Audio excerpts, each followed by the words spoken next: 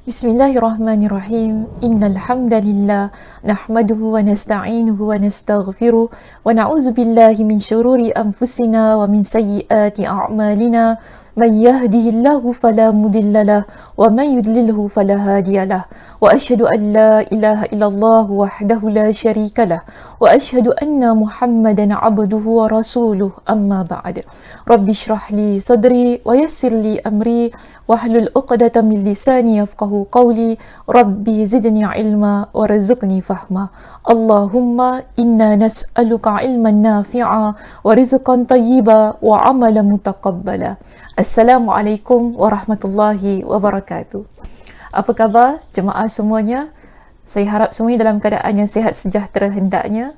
Dan Alhamdulillah, kita bertemu sekali lagi di ruangan Masjid Yusof Ishaq untuk kita meneruskan pengajian kitab Fathul Bari kita yang saya kira sudah tergendala kerana cuti raya. Agak lama cuti raya kita. Okey, baik.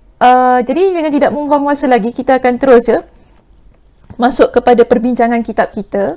Dan hari ini kita akan masuk kepada bab yang ke-38. Okey, bab kita yang ke-38 bertajuk dosa berdusta atas nama Nabi sallallahu alaihi wasallam. Okey, kalau kita lihat dalam kitab kita ini, tajuknya sedikit lain lah. Okey, tajuk dalam kitab kita dia berbunyi dosa orang yang berdusta atas nama Nabi sallallahu alaihi wasallam. Okey, kita berada di halaman 297. Saya tidak pasti jika sekiranya anda memiliki kitab yang sedikit berbeza dengan kitab saya, mungkin cetakan yang lebih baru, maka di situ pasti muka suratnya ataupun halamannya berbeza dengan halaman saya. Namun begini ya, yang penting cari bab 38. Okey, cari bab yang ke-38 bertajuk dosa orang yang berdusta atas nama Nabi sallallahu alaihi wasallam. Baik, dalam bab 38 ini kita ada, tak silap saya, lebih kurang 4 atau 5 hadis yang membincangkan berkenaan dengan topik ini.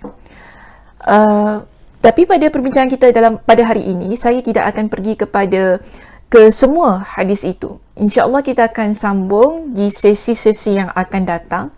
Cuma yang penting pada hari ini saya ingin fokus kepada hadis yang pertama di dalam bab 38. Hadis yang pertama dalam bab 38, nombor hadisnya 106. Okey, 106 untuk perbincangan kitab kita. Baik, dalam hadis 100 yang ke-6 ini, bab 38, kita baca teks bahasa Arabnya di sini, iaitu babu ithmi man kadzaba 'ala nabi sallallahu alaihi wasallam. Haddatsana Ali bin al-Ja'di qala akhbarana Syu'bah qala akhbarani Mansur qala sami'tu Rib'i bin Hirash yaqul sami'tu Aliyan yaqul qala an-nabiy sallallahu alaihi wasallam la takdhibu alayya fa innahu man kadzaba alayya falyalijin nar. Okey, apa maksudnya? Di sini Nabi sallallahu alaihi wasallam bersabda. Kita terus masuk kepada sabda Nabi. Maksudnya cari di situ, Nabi sallallahu alaihi wasallam bersabda, janganlah kalian berdusta atas namaku. Okey, ini pesanan Nabi kepada kita. Jangan kalian berdusta atas namaku. Sungguh orang yang berdusta atas namaku hendaklah dia masuk neraka. Apa kata Nabi di sini? Sungguh orang yang berdusta atas namaku hendaklah dia masuk neraka. So kira serius serius perbincangan kita pada hari ini berkenaan dengan orang yang buat hadis ataupun mereka yang mereka hadis kemudian menyandarkan. Hadis ni boleh kita kata kata-kata lah. Satu kata-kata, satu ungkapan, lalu mereka kata ini daripada Nabi sallallahu alaihi wasallam. Dan hal ini Nabi sallallahu alaihi wasallam sudah ingatkan kepada kita. Jangan sesekali kita melakukan hal yang sedemikian. Itu apa? Berdusta atas nama Nabi sallallahu alaihi wasallam. Mereka yang berdusta atas nama Nabi sallallahu alaihi wasallam, maka Nabi kata apa? hendaklah mereka masuk ke dalam api neraka. Baik, kita lihat kepada syarah hadis kita ya di sini. Ada perkataan babu ithmi man kadzaba 'ala nabi, bab dosa orang yang berdusta atas nama Nabi sallallahu alaihi wasallam. Tidak ada satu hadis pun yang mencantumkan kata dosa sebagaimana yang tercantum pada judul bab ini. Perkataan dosa kan babu ithmi ataupun ithm di situ perkataan dosa itu dalam hadis tidak ada. Tidak disebutkan perkataan dosa dalam hadis. Cuma ia menjadi judul ataupun topik untuk bab ini sahaja. Jadi bila kita baca hadis berkenaan dengan peringatan yang Nabi SAW sampaikan kepada kita itu tadi, kita tak jumpa berkenaan dengan perkataan dosa di dalam hadis kita. Okey, ia cuma dijadikan sebagai tajuk kepada bab sahaja. Baik, terus kita lihat di sini. Namun konteks dosa tersebut dapat disimpulkan dari ancaman neraka atas siapa sahaja yang melakukannya kerana konsekuensi dari sebuah dosa adalah neraka. Tapi daripada mana kita dapat perkataan dosa itu? Perkataan dosa ini boleh kita dapati daripada perkataan neraka yang Nabi SAW ucapkan dalam hadis baginda. Kerana kita tahu seseorang yang masuk ke dalam api neraka, ia berikutan daripada dosa yang dia lakukan. Jadi bila ada dosa yang dia lakukan, kita katakan di sini bahawasanya tajuk ini bolehlah juga. Okey, bolehlah juga terinspirasilah ataupun diinspirasikan daripada hadis ini, daripada perkataan dosa yang ada dalam bab ataupun dalam judul bab tersebut. Baik, terus kita di situ ada perkataan mansur, tapi saya tak nak sebutkan, saya tak nak baca perkataan mansur itu kerana tak berapa penting di situ. Kita juga ada perkataan sami'tu aliyan, okey boleh skip. Terus kita pergi kepada perkataan la takdzibu alayya. Okey, janganlah kalian berdusta atas namaku. Okey, perbincangan di sini sedikit panjang. Kita serius sikit hari ini Minta maaf lah kalau serius sangat. Tapi tak jadi masalah kan? Tak ada apa pun. Lagipun kuliah dah lama dah ni. Kita tidak berada di Masjid Yusof Ishak lama juga. Jadi tak apalah, serius sikit kuliah kita untuk yang pembukaan ini. Baik, pertama sekali bila kita lihat kepada perkataan la takdzibu alayya di dalam kitab kita ini, apa yang disyarahkan kepada kita untuk perkataan ini? Okey, disebutkan bahawasanya larangan ini berlaku umum, ditujukan kepada semua pendusta, iaitu sesiapa yang berdusta pasti masuk neraka. Kerana apa? Ianya adalah dosa. Sebab itu Imam Ibn Hajar Al-Asqalani ketika beliau mensyarahkan untuk perkataan ini, beliau kata larangan ini berlaku umum kepada semua pendusta. Sesiapa yang berbohong, sesiapa yang berdusta, maka hukumnya dosa dan layak untuk masuk ke dalam neraka Allah Subhanahu Wa Taala. Baik, serta berlaku mutlak untuk segala macam bentuk kebohongan. Dan tidak kira dia berbohong untuk jenis yang bagaimana, untuk bentuk yang macam mana, kan? Untuk tujuan apa? Bila seseorang berbohong, maka itu kita kata ia sudah melakukan satu perkara yang dosa. Artinya di sini, atau kita nak fokuskan kepada perbincangan hadis ini, okey, kita masuk kepada fokusnya, iaitu artinya janganlah memakai namaku untuk melakukan sebuah kedustaan. Jadi, bila kita kata larangan itu umum, kan, larangan itu mutlak, kita masuk terus kepada fokusnya, iaitu fokus kepada Nabi SAW. Sesiapa sahaja, tidak kira siapa pun dia, ustaz ke, ustazah ke, masyarakat awam ke, kan, siapa pun dia, tak kira. Bila dia berdusta tentang Nabi SAW, dia berdosa. Okey. Dan tidak kira dalam bentuk apa pun pendustaan itu. Maksudnya di sinilah, tidak kira dia berbohong untuk tujuan apa sekalipun atas nama Nabi SAW. Adakah tujuannya baik ataupun tujuannya tidak baik? Tujuannya untuk menyesatkan atau tujuannya untuk meluruskan orang, untuk menunjukkan jalan yang benar? Tapi kalau dah namanya berbohong atas nama Nabi sallallahu alaihi wasallam, maka kita kata mutlak. Mutlak dosanya masuk sekali dalam hadis yang Nabi sallallahu alaihi wasallam sebutkan itu tadi. Okey. Baik. Seterusnya kita kata begini. Terus masuk kepada line yang ke 1, 2, 3, 4, 5, 6. Masuk terus kepada sebab situ.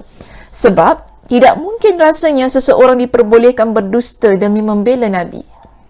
Kita tidak boleh berdusta atas nama Nabi untuk tujuan membela Nabi sallallahu alaihi wasallam. Mengingat larangan berdusta atas nama beliau ini, hukum yang mutlak untuk segala jenis kedustaan. Baik. Kita dapati untuk perbincangan ini ataupun untuk kes yang begini, ada sebahagian orang yang keliru. Okay, ada sebahagian orang yang keliru.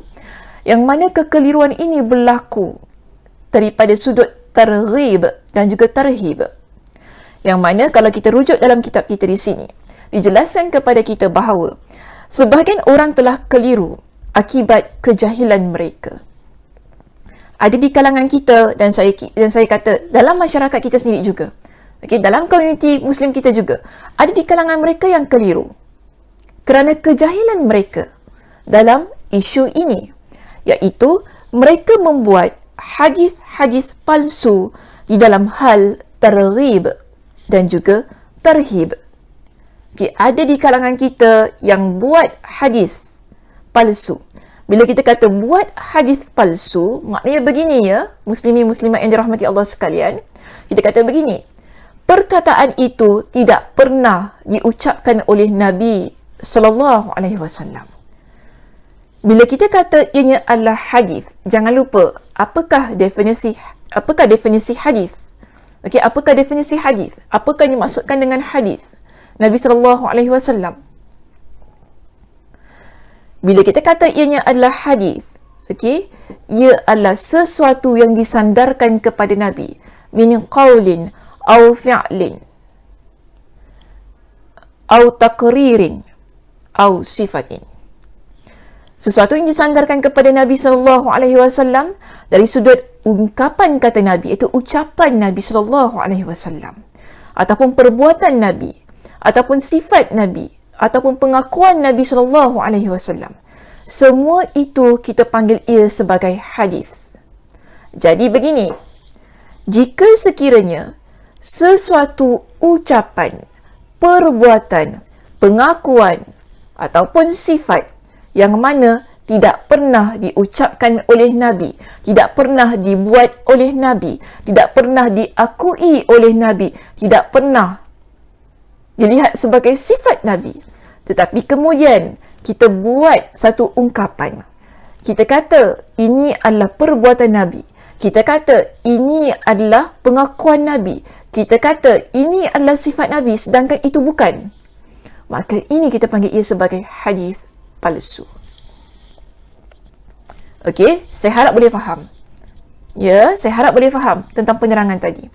Jadi, senang kata begini, mana-mana ucapan, perbuatan, sifat ataupun pengakuan yang tidak pernah diucapkan oleh Nabi, dibuat oleh Nabi, diakui oleh Nabi ataupun bukan sifat Nabi, kemudian kita kata itu daripada Nabi sallallahu alaihi wasallam, ia adalah hadis palsu. Okey, ia adalah hadis palsu.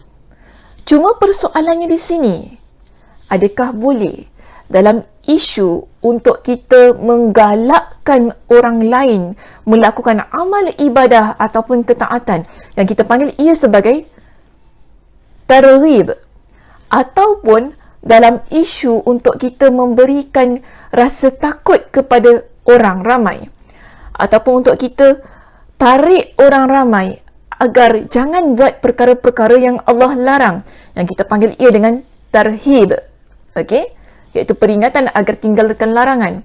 Adakah dalam isu kedua-dua isu ini kita dibenarkan untuk membuat hadis palsu? Okey, adakah dalam isu ini kita dibenarkan untuk buat hadis palsu? Maka di sini perbincangannya ada dalam kitab kita ni. Apa yang dibincangkan oleh Imam Ibn Hajar Al-Asqalani dalam kitab ini? Beliau menjelaskan begini.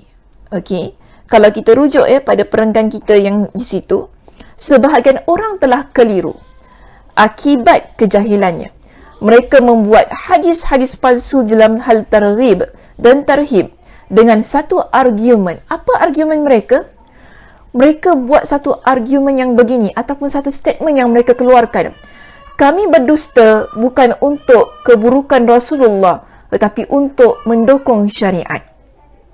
Okey, kami berdusta bukan untuk keburukan Nabi, tetapi dalam hal ini kami berdusta itu tadilah untuk mendukung syariat Nabi. Jadi mereka tidak menyedari bahawa kedustaan mereka atas nama Rasulullah sallallahu alaihi wasallam tersebut sama artinya dengan berdusta atas nama Allah Subhanahu wa taala. Orang yang mengeluarkan argumen yang sebegini, mereka ni tidak sedar sebenarnya bila mereka berdusta atas nama Nabi sallallahu alaihi wasallam, mereka juga berdusta atas nama Allah Subhanahu wa taala. Mengapa sedemikian? Okay, mengapa sedemikian? Kita lihat begini. Kerana begini sebabnya kalau kita rujuk dalam kitab kita di sini jelaskan kepada kita, perbuatan tersebut bererti menetapkan sebuah hukum baru di dalam syariat. Baik hukumnya wajib ataupun mustahab atau lawan dari kedua hukum tersebut, yakni haram dan makruh. Sebab begini, kita kena ingat, setiap apa yang keluar daripada Nabi sallallahu alaihi wasallam, ia merupakan hukum untuk agama kita. Sebab itu kita kata, ataupun yang sebagaimana kita faham, sumber hukum dalam agama kita ialah Al-Quran dan hadis Nabi sallallahu alaihi wasallam. Betul tak? Ini adalah dua sumber utama untuk agama kita. Atas dasar itu, bila kita berbohong menggunakan nama Nabi sallallahu alaihi wasallam, kemudian kita buat satu hukum, kan? Dengan hukum-hukum itu, kita dapati dengan hukum yang kita buat itu, orang pun beramal, orang berpegang dengannya, dan orang yakin ia adalah sebagai sesuatu yang diucapkan oleh Nabi sallallahu alaihi wasallam, maka hal ini tidak dibolehkan dalam agama kita. Atau dengan kata lain saya kata begini, berdusta atas nama Nabi sallallahu alaihi wasallam adalah perbuatan mencemarkan disiplin ilmu hadis yang telah dijaga oleh para ulama sejak zaman Nabi sallallahu alaihi wasallam. Dan untuk hari ini saya tidak mahu menyentuh tentang isu itu, iaitu isu mencemarkan disiplin ilmu hadis. Mungkin untuk sesi-sesi yang akan datang kita akan sentuh sedikit berkenaan dengan hal yang sedemikian. Tetapi yang penting yang kita nak cakap di sini ialah betapa kita berdusta dengan satu argumen. Okey, dengan satu argumen untuk apa? Untuk membela syariat. Ia bukanlah satu argumen yang tepat. Ia bukanlah satu argumen yang boleh diterima pakai dalam agama kita. Kerana apa? Sumber pendalilan dalam agama ini ataupun sumber hukum dalam agama ini kita ambil daripada Al-Quran dan kata Nabi sallallahu alaihi wasallam. Tetapi bila kita menggunakan ia dengan tujuan yang salah, kita akan membentuk hukum hakam yang salah dalam agama kita. Dan itu yang tidak kita ingini. Kerana kita akan menyebabkan orang lain salah dalam beramal. Sedangkan hukum hakam itu adalah sesuatu yang ditentukan oleh Allah Subhanahu wa taala. Okey? Baik, seterusnya kita lihat. Bila hal itu tidak seharusnya berlaku, maka kita tidak boleh menerima. Kita tidak boleh menerima apa yang digunakan ataupun argumen yang disebutkan itu tadi. Maka dalam isu ini, kita lihat dia, hal tersebut langsung tidak boleh kita guna pakai. Okey. Orang yang menyebut dengan alasan-alasan yang sedemikian, sebagaimana yang telah saya jelaskan tadi, alasan mereka tidak boleh kita terima. Namun sayangnya, ada juga di kalangan mereka yang berpegang dengan argumen yang lain, yang mana mereka kata, mereka ni berpegang dengan hadis Nabi yang lain. Siapa yang berdusta padaku dengan tujuan untuk menyesatkan manusia. Kalau kita lihat pada muka surat 299 di situ, ada hadis Nabi yang berbunyi, man kadzaba alayya liyudilla bihin nas. Kerana ada orang yang berpegang dengan hadis ini, iaitu barang siapa yang berdusta atas namaku dengan tujuan untuk menyesatkan manusia. Maka, tapi masalahnya, hadis yang dipegang oleh sesetengah orang, yang mana mereka kata apa? Yang Nabi kata masuk neraka, yang Nabi larang berdusta di sini ialah berdusta untuk tujuan menyesatkan manusia. Tetapi kalau bukan untuk tujuan menyesatkan manusia, maka dalam hal itu diperbolehkan. Ini argumen mereka. Okey, ada juga orang kata begitu. Yang Nabi larang ialah, ini kata mereka, bukan yang kita nak pegang untuk perbincangan kita ini. Kata mereka, yang Nabi larang ialah kalau kita ni berdusta atas nama Nabi dengan tujuan untuk menyesatkan orang ramai. Yang Nabi tak larang ialah kalau sekiranya kita berdusta atas nama baginda untuk tujuan kebaikan. Tapi adakah benar? Adakah kita boleh terima pakai argumen yang kedua ini? Yang mana ada setengah di kalangan mereka yang menggunakan hadis ini sebagai pegangan mereka untuk berdusta atas nama Nabi. Okey, baik. Kita lihat begini. Para ulama mempertikaikan tentang status hadis ini. Apakah hukum hadis ini mausul ataupun mursal? Okey, adakah hadisnya mausul ataupun mursal? Kemudian kita lihat dalam penerangan muka surat 299 di sini. Dijelaskan kepada kita bahawasanya Ad-Daruqutni dan Al-Hakim menguatkan bahawa sanad hadis ini mursal, maknanya terputus. Jadi bila kita kata hadis itu terputus, maknanya hadis ini dhaif. Bila sebuah hadis itu dhaif, untuk dijadikan sebagai hukum hakam, perlu dipertimbangkan sekali lagi. Okey, perlu dipertimbangkan sekali lagi. Dhaifnya tahap yang bagaimana? Kan? Dhaifnya tahap yang bagaimana? Jadi Ad-Darimi meriwayatkan dari hadis Ya'la bin Murrah dengan sanad yang dhaif. Okey, hadis ini dimuatkan dengan sanad yang dhaif. Kemudian disebutkan begini, kalaupun hadis tersebut sahih, kalaupun kita nak kata hadis ini sahih, yang mana Nabi kata, man kadzaba alayya liyudilla bihin nas, siapa yang berdusta atas namaku dengan tujuan menyesatkan manusia. Kita perlu faham makna lam, iaitu liyudilla di sini bukan sebagai illat, maknanya bukan sebagai alasan. Okay, bukan dianggap sebagai illah, bukan sebagai alasan, tetapi bermaksud sayrurah, untuk menjadikan. Senang kata begini ya, saya nak mudahkan kefahamannya. Kalau baca lagi nanti keliru. Okey, nak mudah faham begini. Yang nak dimaksudkan dalam hadis ini ialah, yang dimaksudkan dalam hadis ini ialah, kita ni bila kita nak ambil hadis ini sebagai pegangan, yang dimaksudkan dalam hadis ini ialah, Nabi kata apa tadi? Siapa yang berdusta ke atasku untuk tujuan menyesatkan manusia. Bukan maknanya dibolehkan. Bukan maknanya kalau kita ni kan berdusta atas nama Nabi dengan tujuan untuk mengajak orang lain kepada kebaikan, dibolehkan. Tetapi kalau kita berdusta atas nama Nabi kerana untuk menyesatkan orang lain, baru tidak dibolehkan. Bukan begitu maksudnya. Boleh faham tak? Saya harap faham ya.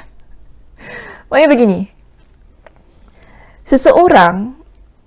Orang yang memegang pendapat ini, bagi mereka, larangan Nabi itu tadi ialah kalau kita dusta atas nama Nabi untuk tujuan menyesatkan orang ramai, barulah berdosa dan barulah masuk dalam api neraka. Itu yang mereka faham. Tapi sebenarnya bukan demikian. Yang nak Nabi maksudkan di sini ialah sama ada kita berdusta atas nama baginda untuk tujuan menyesatkan ataupun untuk tujuan kebaikan. Kedua-duanya adalah dilarang. Dan kedua-duanya boleh memasukkan kita ke dalam api neraka Allah. Jadi jangan salah faham dengan apa yang disampaikan oleh Nabi SAW itu tadi. Okey. Jadi maknanya jelas kepada kita di sini. Dengan kedua-duanya, tadi kan argumen kita yang pertama. Okey. Untuk argumen kita yang pertama tadi, kalau kita nak rujuk balik, okey. Mereka kata apa? Berdusta boleh untuk tujuan tarhib dan targhib. Kita dah jelaskan tadi. Tidak dibenarkan. Okey, tidak dibenarkan. Kita jelaskan tadi, tidak dibenarkan. Dan kedua, ada pula yang berpendapat. Okey? Ada pula yang berpendapat boleh, sebab Nabi kata yang tak boleh itu hanya untuk tujuan menyesatkan manusia. Tapi setelah kita lihat kepada penjelasannya, kita dapati ia juga tidak dibenarkan. Senang kata begini, sama ada tujuannya untuk tarhib ataupun targhib ataupun untuk menyesatkan manusia, okay, ataupun apa sajalah alasan kita, semuanya tidak dibenarkan untuk berbohong atas nama Nabi SAW. Saya ingin berikan satu contoh di sini. Okey. Ada satu contoh di sini yang ini. Sini. Tak nampak pula. Yang boleh kita lihat menerusi internet. Saya jumpa hadis ini di internet. Kalau kita Google meraih jannah dari dapur, kita akan dapat. Orang perempuan suka share benda-benda yang begini.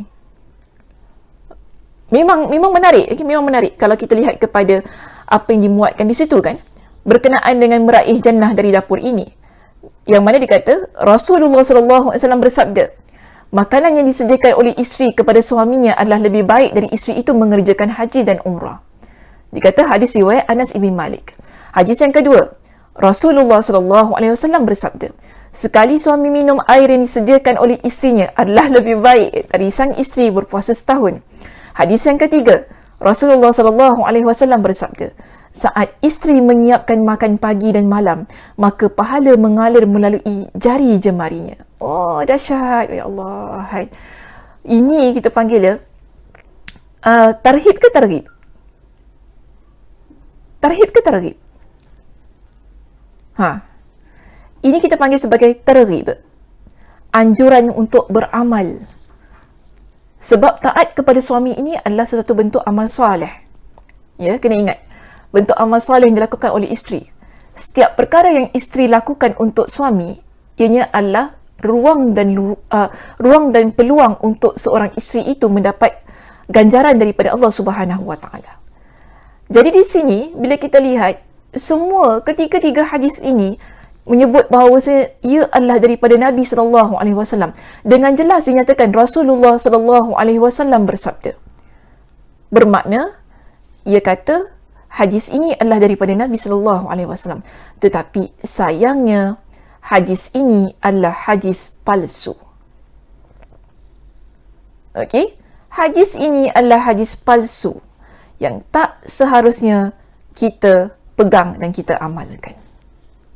Tetapi bila kita lihat dari sudut ganjarannya tadi, betul. Ia memberikan motivasi kepada seorang isteri untuk masak di dapur. Sebab itu tahajudnya tadi kan, meraih jannah dari dapur. Dengan pahala-pahalanya dikatakan lebih baik daripada mengerjakan haji dan umrah. Ini hukum ya, kena ingat. Sebab itu tadi kita kata, Hukum ini kita ambil hanya daripada Al-Quran dan hadis. Dia menjadi sumber utama kita. Dia menjadi sumber utama kita dalam berdalil, dalam berhukum berkenaan dengan agama kita. Dan dalam hal ini, sebab itu mengapa kita tidak boleh dalam isu tarhib dan juga targhib itu tadi, kita menggunakan hadis palsu kerana ianya adalah hukum. Dan yang lebih jelas ialah, Nabi tak pernah kata sedemikian. Tetapi kita kata, Nabi kata. Jelas tadi kan, dalam teksnya, disebutkan bahawasanya, Rasulullah SAW bersabda. Okey, Rasulullah SAW bersabda. Yang mana kita sandarkan kata-kata ini kepada Nabi SAW yang seharusnya tidak boleh. Kerana apa? Hadisnya adalah palsu. Dan boleh kata pula suami yang minum kan daripada air yang disediakan oleh seorang isteri, mengalir pahala daripada jari jemarinya. Oh, dahsyat. Ini adalah sesuatu yang kita panggil bentuk pahala, yang memang sebagai seorang isteri kita memang ingin sekali. Tetapi kena ingat, ianya adalah hadis palsu. Kita kan, bagi saya ni suami suka ni. Suami suka. Sebab apa? Dia nak motivate isteri untuk masak. Dia nak motivate isteri untuk berbakti kepada suami. Siaplah dia WhatsApp, siaplah dia share kan untuk di mana-mana. Tak kira lah sama ada untuk di Facebook ke, IG ke kan, di WhatsApp dan sebagainya. So, hal ini adalah satu perkara yang seharusnya kita tinggalkan. Setelah kita mengetahui bahawasanya hadis itu tidak ada sumbernya yang jelas. Kerana apa? Kita belajar. Kita belajar bahawa apa? Ancaman orang yang berdusta ke atas Nabi SAW itu, menggunakan nama Nabi SAW, ancamannya adalah neraka. Okey, ancamannya adalah neraka. Dan hal ini dikuatkan dengan beberapa hadis yang lain. Kalau kita lihat ya dalam perbincangan kitab kita di sini. Okey, dalam perbincangan kitab kita di sini, jelas sekali bahawasanya disebutkan bahawasanya untuk perkataan apa ni? Muka surat 300 ya. Maaf ya, muka surat 300. Perkataan falyali jinnara, hendaklah ia masuk neraka. Maksudnya di sini, Imam Ibn Hajar Al-Asqalani ketika beliau mensyarahkan hadis ini, apa kata beliau? Beliau jelaskan kepada kita, dusta dijadikan penyebab masuknya seseorang ke dalam neraka. Bila kita berdusta, itu sudah menjadi sebab kita masuk ke dalam neraka Allah Subhanahu Wa Taala. Lebih-lebih lagi bila kita berdusta ke atas Nabi dengan nama Nabi sallallahu alaihi wasallam. Sebab konsekuensi satu perkara itu pasti terjadi, dan dalam hal ini kepastian seseorang akan masuk neraka adalah disebabkan oleh kedustaan atas nama Nabi. Atau disimpulkan demikian jika difahami bahawa kalimat tersebut berbentuk perintah namun bermakna berita. Okeylah, tak nak pening-pening, kita kata begini. Teruslah masuk di situ kan. Hal ini disokong oleh riwayat Muslim dari jalur Gundar dari Syu'bah, yang mana kalau kita lihat pada teks kita di sini, may yakdzib alayya yalijin nara, barang siapa yang berdusta atas namaku, nescaya dia akan masuk neraka. Hal ini disokong oleh hadis yang kedua, iaitu dari riwayat Ibn Majah. Kalau tadi riwayat Muslim, begini ya, sekarang tadi kita ada 3 hadis. Hadis pertama, hadis 106 dalam bab 38 kita ini ialah hadis riwayat Imam Al-Bukhari. Kemudian disokong dengan hadis riwayat Imam Muslim yang baru kita baca tadi. Kemudian disokong pada hadis yang ketiga, riwayat Imam Ibn Majah, iaitu dari jalur Syarik dari Mansur. Beliau sallallahu alaihi wasallam bersabda, al-kadhibu alayya yuliju ayyudkhilun nar, berdusta atas namaku akan memasukkan seseorang ke dalam api neraka. Jadi di sini ya, kita lihat jelas hadis ini kuat dari sudut jalur periwayatannya. Hadis yang mutlak ini menunjukkan kepada kita, tidak kira kita berbohong atas tujuan apa sekalipun, tetapi dengan menggunakan nama Nabi. Contoh macam hadis tadi kan, berkenaan dengan meraih jannah dari dapur.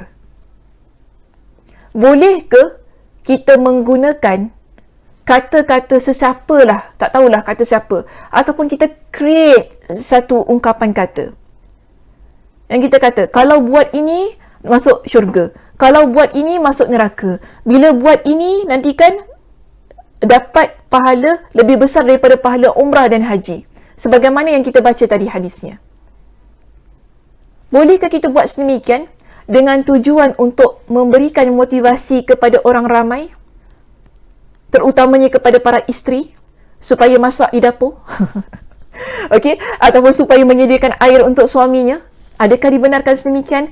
Berdasarkan kepada hadis kita yang kita bincangkan ini, tidak dibenarkan. Sesiapa yang melakukan hal yang sedemikian untuk tujuan apa? Tujuan baik ke, tujuan buruk ke? Tidak dibenarkan. Dan Nabi kata apa? Mereka yang berdusta ke atas namaku, okey, di atas namaku, maka dia masuk ke dalam api neraka. Dan bukan satu hadis ya, kena ingat, tetapi kita ada 3 hadis yang saling menguatkan antara satu dan yang lain untuk menguatkan hukum itu tadi.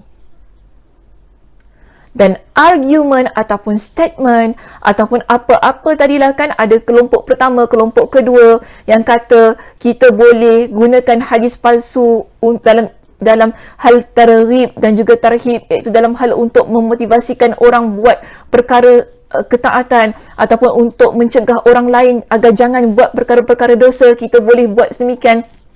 Jelas kepada kita, argument itu ditolak.